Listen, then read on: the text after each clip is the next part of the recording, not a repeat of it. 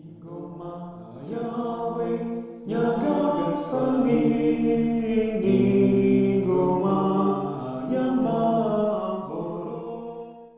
Ingoma yawe nyagasani ni ingoma y'amahoro. Mbega ibyishimo nagize igihe bambwiye bati ngwino tujye mu ngoro y'uhoraho, none urugendo rwacu rutugejeje ku marembo yawe Yeruzalemu. Ingoma yawe nyagasani ni ingoma y'amahoro. Yeruzalemu uri umurwa wubatse neza,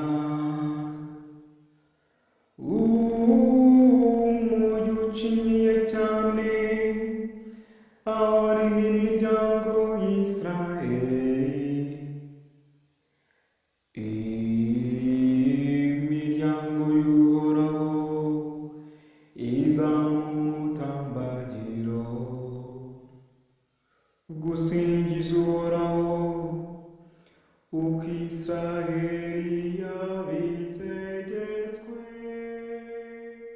Ingoma yawe nyagasani ni ingoma y'amahoro. Aho niho hari intebe y'ukomoka kuri Dawudi, intebe yicaraho igihe aca imanza. Nimwifurize Yeruzalemu amahoro, muti amahoro naganze mu nkike zawe.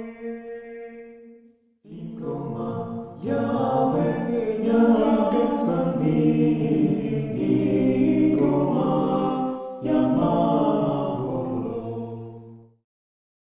Ingoma yawe nyagasani ni ingoma y'amahoro. Ingoma yawe nyagasani ni ingoma